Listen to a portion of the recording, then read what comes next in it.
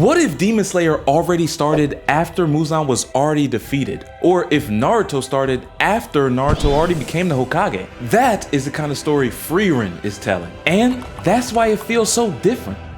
Most fantasy animes are about the climactic climb to the pinnacle, or the MC's big dream to change the world. Frieren skips all that. The first time we hear from the main party is at a commemoration ceremony, and Frieren, the titular character of the show, is as apathetic as ever. And then, in the next scene, they're in their deathbeds. Frieren literally flips the script on its head. Instead of asking people for their goals, it asks, what happens beyond the journey's end? Gosh, Right there, he said it. He said the thing. Through Frieren's eyes, we're not watching the rise of a hero. We're experiencing the human condition itself. Memories, regrets, and fleeting moments all take center stage as she reflects on her time with Himmel, a man who might have just been her opposite, or at least a perfect mirror. And as for me, as someone who grew up on games like Dragon Quest, Chrono Trigger, Earthbound, Final Fantasy, Persona, Pokemon, Zelda, Frieren almost feels like it was crafted to connect anime and gaming. And you have come to the right place, because we do both over here. Because just like in those RPGs that I mentioned before, it reminds us the joy isn't necessarily in the ending, but in the small, overlooked moments along the way. But to really understand why Frieren just feels different, first we need to look at what we've come to expect from fantasy anime in the first place, and how Frieren takes those expectations and turns them upside down. What people expect from fantasy anime like these is big battles, power scaling, and constant hype, all the way to an over-the-top finish. Demon Slayer's end goal is to defeat Muzan and restore Nezuko. Black Clover's end goal is for Asta to be king. And Attack on Titan is about getting retribution after years of torture and discrimination. Frieren just wants to reconvene with an old friend. Stark and Fern and them, they just tag along. The real reason why Frieren just feels different is because it flips conventional storytelling on its head. Frieren begins where normal stories end, and that choice changes everything.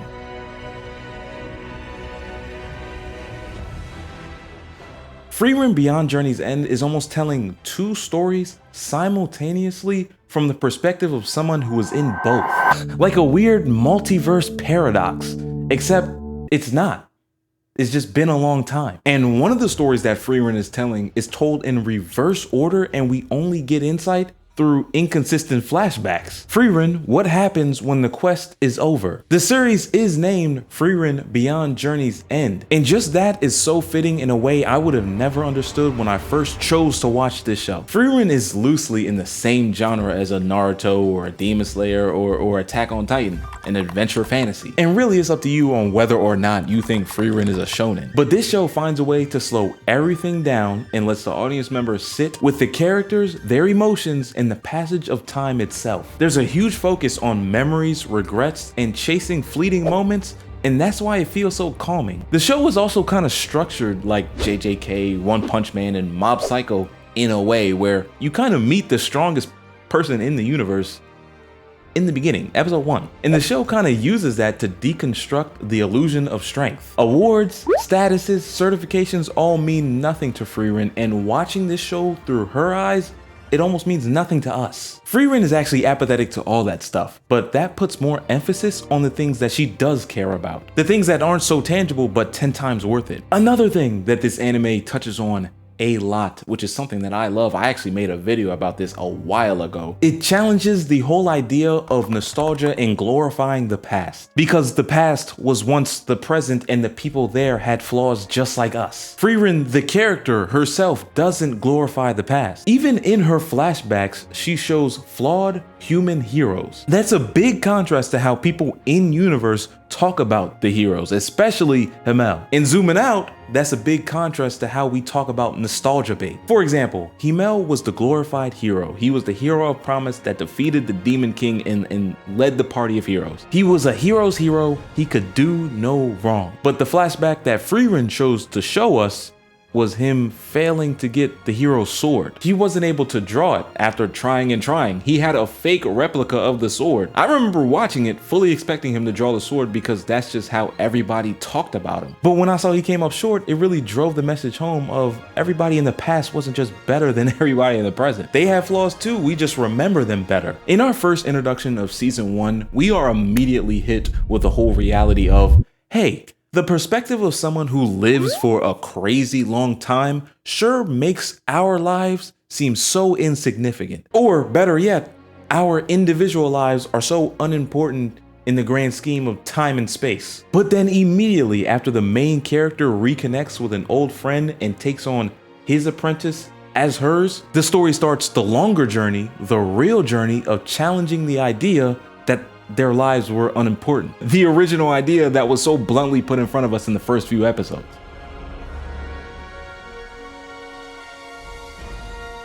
The Frieren anime has a way of using soft, whimsical, and melancholy tones to be a vehicle to tackle one of life's most dreadful mysteries, the loss of time and the lingering regret that goes with it. And that slower, reflective style leads us into the genre that Frieren really belongs to. And I'll get to that in a second. Best believe, sure, the fight scenes are there, but they're not really the focal point. The quiet journey in between the battles is the focal point. That's why this show could go 5 or 6 episodes without a fight scene at times. Don't get me wrong, it's nice to see them show off their animation skills and all that, but the fight scenes are really there to peer into the characters' minds and perspectives. This anime actually uses a lot to give off that reflective feeling. They'll use music, they'll use silence, they'll use scenery, they'll use pacing to drive home the importance of the cyclical nature of everything that's happening. Evan Call's OST uses long pauses and slow melodies to force viewers to sit in each scene. That's why it feels calming. And the show uses all of these vibe setters to show the cycle of life in a super macro bird's eye view like I've never seen before. And as a matter of fact, I'll give you another example. In the first class mage exam, this is the first time we really get to see characters outside of the main party we've been following. And my favorite test takers by far are Denkin and Richter, a wise old man and what Denkin would call an insolent youngster that detests authority and older people while he's hell-bent on achieving his own goals. But on your first watch, did you catch that?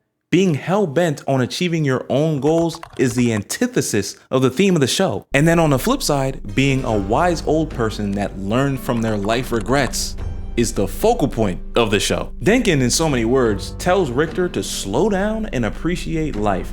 Richter, on the other hand, he despises Denkin and he doesn't think that Denkin can understand him. And if it's been a while since you've seen the show or read the manga, at least at this point, Richter says some pretty cold stuff to Denkin. I'll read it to you. After Richter fails the test, he says to Denkin, "You may not know this, but people have to work for their wages regardless of their mood." And then proceeds to say that Denkin may not live long enough to see the next mage exam in 3 years, so it's good that it's Richter who failed. And despite all of this, Denkin still uses his words to encourage Richter and to not get discouraged by the fact that he failed. Because next time for the next mage exam, he's gonna be stronger and smarter than he is now. Or wiser, I should say. As you could probably already tell, the whole young versus old story fits really well, especially with how fast time moves in this show. Like, y'all gotta understand, like an episode could go by and Denkin passed away from natural causes. It's ironic how Denkin couldn't achieve his goals, so he's kind of forced to help other people achieve theirs. There are so many meaningful little side stories in Frieren, but Denkin and Richter really were speaking to me, especially with the fact that Denkin was a form of Richter when Denkin was a kid, or a young man. Denkin's only goal was visiting a grave. And maybe it was because of this that he treated Richter like a son, despite Richter not wanting anything to do with Denkin. I really like Denkin, and because of that, I like Denkin and Richter's dynamic. And Denkin's character shows another side of this anime's theme. What happens when you don't achieve your dream? Frieren's side of the story explains what happens after you achieve your goals. So many of us, including myself, dream of the pinnacle, but in not exactly the nuanced ways your life will change on a day-to-day basis after you reach your goal. Denkin is about what your life looks like after it changes path a little bit. And remember the fact that it was Frieren that reminded Denkin how fun magic could be. That'll come up big later on in this video.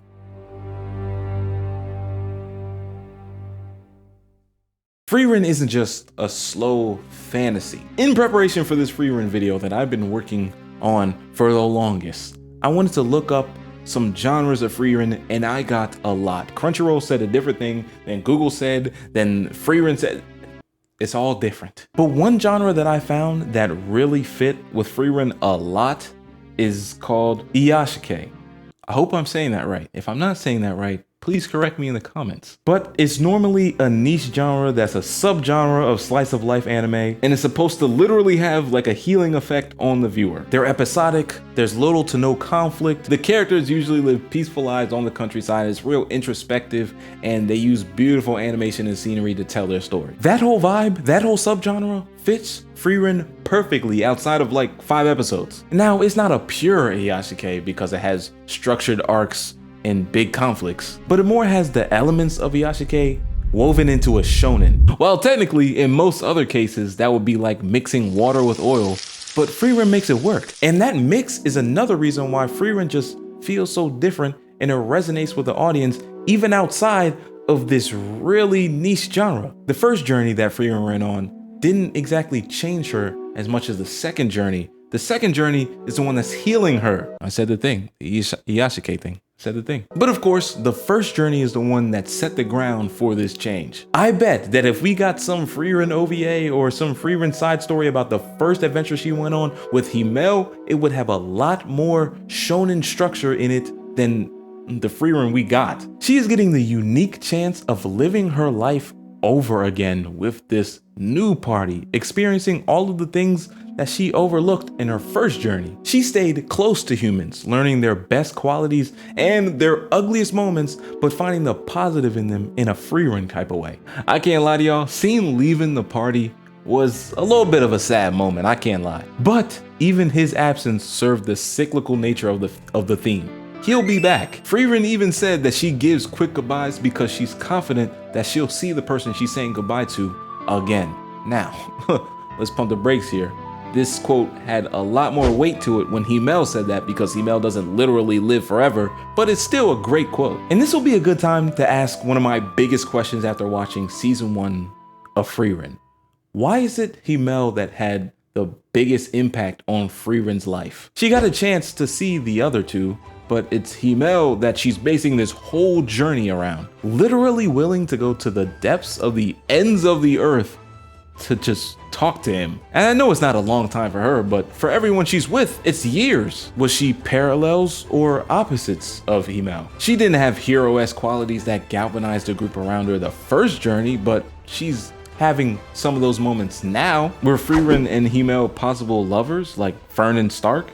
Possibly, allegedly. The best answer I could come up with on why Himel meant so much, it was because he lived for the moment and influenced Frieren to do the same. Himel was the opposite of Frieren, the complete opposite, short-lived but fully alive. And that contrast is why his influence was unmatched. Frieren, the anime, mixes genres and it makes something so unique but so familiar at the same time. And in more ways than one, it literally appeals to the gaming audience. And if you play games, you'll see a lot of the tropes from Frieren in this. And let's just take the time to point some of that out. Himel and now Frieren have a pro RPG player mindset of exploring the whole dungeon and avoiding the right way to go so that you could explore everything on each floor. This made me realize that the in-universe RPG video game logic, it generally matches up really well with the theme of the show. Enjoying the low moments in your journey and having fun while touching other people's lives in their own life adventures. The main characters of these RPGs, where he's got the goal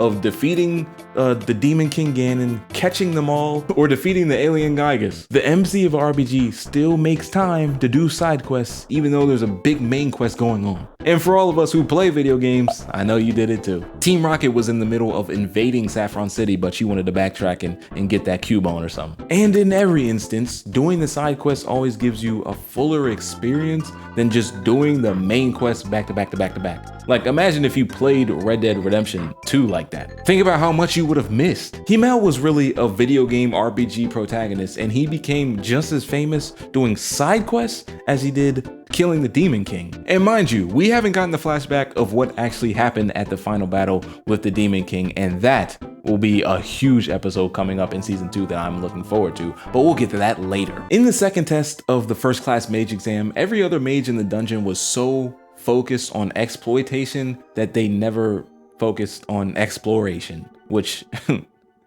you know, Fern and Frieren ultimately did. Enjoy every aspect of your journey while not just being focused on the main goals. Every other mage during the dungeon section of the first class mage exam suffered the same thing the same mindset that Frieren suffered from in her first journey. Frieren got a second chance to do it all over again, and she's doing it her way. But this is why the whole Frieren is different approach works. It makes us reflect on time, on loss, regrets, memories, and cherishing fleeting moments. It uses the one character who's filled with the most regret to teach the next generation, who she might actually outlive, to cherish the smallest moments in life fueled by her lack of doing so. And that was represented ever since the start. Flam taught Frieren to love magic using the same spell Frieren used to cover up Himmel's statue. The greatest joy of magic lies in searching for it. This was Frieren's philosophy in teaching Fern, who ended up being one of the best human magic users by the end of season 1. The way magic is talked about in Frieren is almost used as a metaphor for something, but I struggled to find out for what. Is it a metaphor for our passion for our craft? Is it representative of our curiosity for the wonders of the world? Or a symbol of our relationships with people? Maybe magic ties back into the original theme of the show, how precious time and people are. But if I had to boil it all down, I'd say that magic in Frieren is a metaphor for this. It represents all of these things. Magic in Frieren represents all the intangible things in life that make it worth living. Not just because they serve a goal, but they're there to remind us to live a little. Magic is our relationships, it's our dreams and goals, it's our passing memories in time. To me, it's all of it. What do you think magic is a metaphor for in Frieren? Because the way they talk about it, all real and stuff, and how much emphasis is on loving magic, it's like, okay, y'all are trying to tell me something right now. And one of the biggest parallels that I've seen in Frieren is that Fern is Frieren when she was on her first journey with Himmel. I'm gonna give you a list of adjectives and let's see if you can figure out who I'm talking about. Undetermined, super skillful, and just going through the journey, not understanding the low pleasantries. That one should be easy enough. There's multiple right answers. Frieren is an elf that spends a lot of time with humans. She spent most of the beginning of her life with Flam. She journeyed with the heroes and now is with a new party of her own. And I think it's all serving her ultimate purpose, which is to help Fern usher in the era of humans. Frieren, unlike the show's anti-villain Ciri, actually spends time with humans enough to sympathize with them. All right, I can't call Ciri because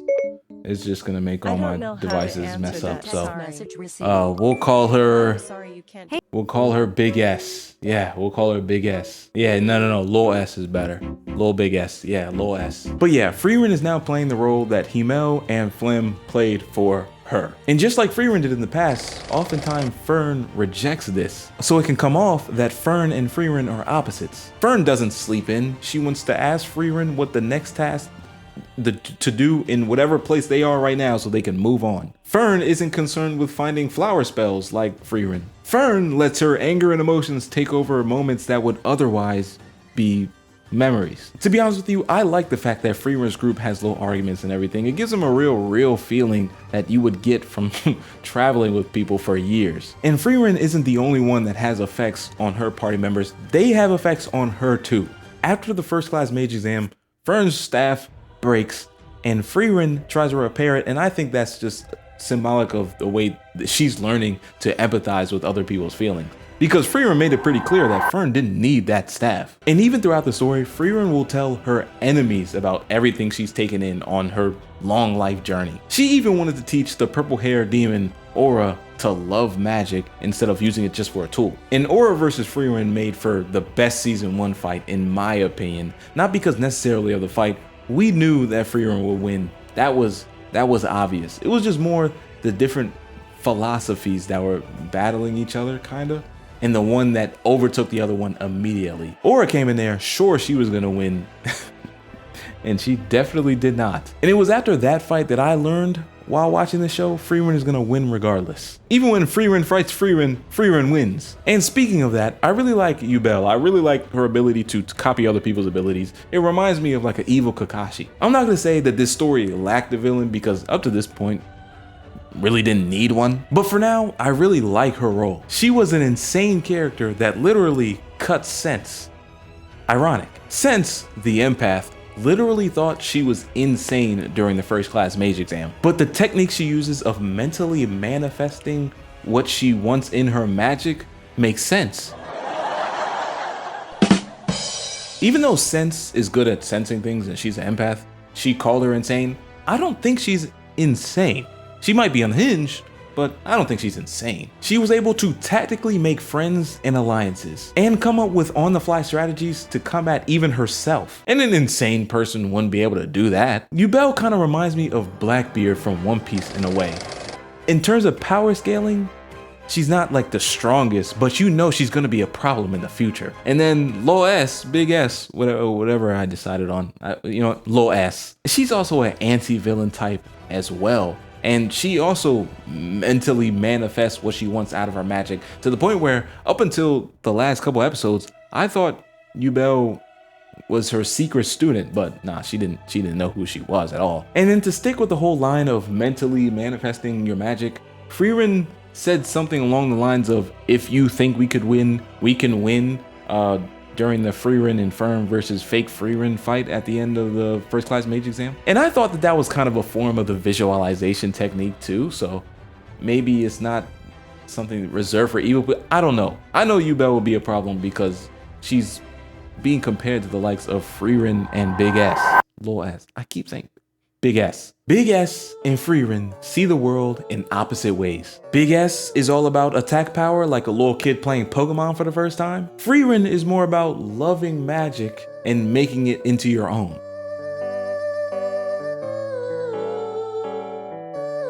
Which makes the start of season 2 so much more exciting. Recently, it was announced that season 2 of Frieren is going on for July. Why did I say July? Huh? It was announced in July that it's coming back in January. Season 2 of Frieren is coming in January 2026, which is in a few short months. Doing research for the show, I found out that the Frieren manga constantly goes on and off, months-long hiatuses, which is a word that gives me chills as a Hunter x Hunter fan. Usually I have the manga around me somewhere. Hunter x Hunter fan. But the Frieren manga isn't finished. And honestly, I'm a little bit surprised that an animation studio would pick up a show that wasn't finished and also going on hiatuses, but that's neither here nor there. Season 1 covered 60 chapters, about two chapters per episode, which is pretty normal. Season 2 is coming out in January 2026, and it's probably going to cover another 60 chapters in 28 episodes, which would at least be 28 weeks. By the time it's time for season 3, assuming the manga is still ongoing, it'll be a tight squeeze on when that will actually be ready considering the frequency of the hiatuses.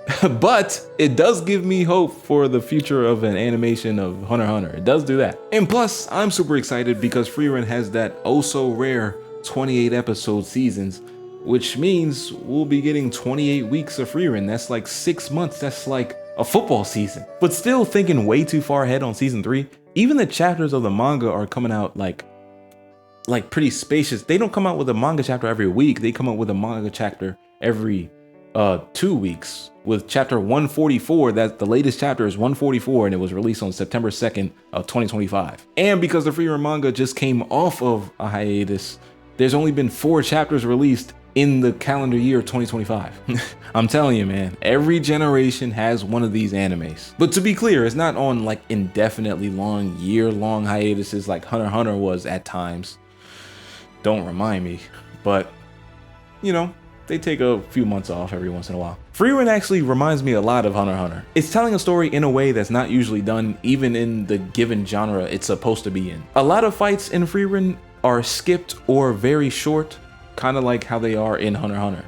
And when I say skipped or very short, I mean like comparison to other anime. And of course they have the whole hiatus thing in common, but that's neither here nor there. I ain't talking about Stark too much in this video. Hopefully he has a bigger role in the next season. He wasn't there in the beginning of the season because he wasn't introduced yet. And then at the end of the season, he missed all of the biggest moments because he wasn't part of the mage exam. I know he has a crazy backstory with his brother and his whole family tree and all that stuff. They're gonna get into that in season 2. I'm already knowing. So I'm not even gonna harp on the fact that he wasn't part of season 1 as much as I thought he was. It's super easy to relate Frieren to our own lives. It's a nice friendly reminder to not take every little thing for granted and to just be grateful with the things that aren't necessarily rewards, but they are kind of the rewards of life. This show had a way of making me feel really introspective with the way they talked about death and time passing and people going from young to old. It really, like, I would be thinking about mortality, my own mortality, like mid-episode. But despite me liking this show, there was no show that has put me to sleep like Frieren has. Like, Crunchyroll must think that I'm a super Frieren, like super fan, because according to them, I've rewatched the show like 15 times. No, I just can't watch more than 3 episodes at a time without falling asleep. That OST hit me hard in the eyelids. When I started Frieren, I was very wary of whether or not I would like it. It was really quiet. It was really soft. It was like, it's kind of like season 2 of Vinland Saga. I like season 2 of Vinland Saga, but I didn't know if I would like it like in another form, and turned out I did. And now I'm super looking forward to season 2 of this show. Frieren feels different because it reminds us of something rare in anime. Silence, softness, and the weight of time itself. Thank you for watching this video, and if you've watched this long, I guarantee you will like so many other videos on the channel. I have Dandadan videos, I have One Piece videos, and I also commented on some gaming stuff. I have a bunch of gaming videos. If you like Pokemon, if you like Zelda, if you like One Piece, if you like Dandadan, if you like whatever, stick around, check us out. Check me out. When I say us, I'm referring to my second channel. I have a second channel called Bread Show Live where I play a bunch of video games and all that stuff. You guys should tap in. It's getting dark outside. Spread love, give inspiration in all you do, and peace out. Welcome to the Crash Show. Take 2.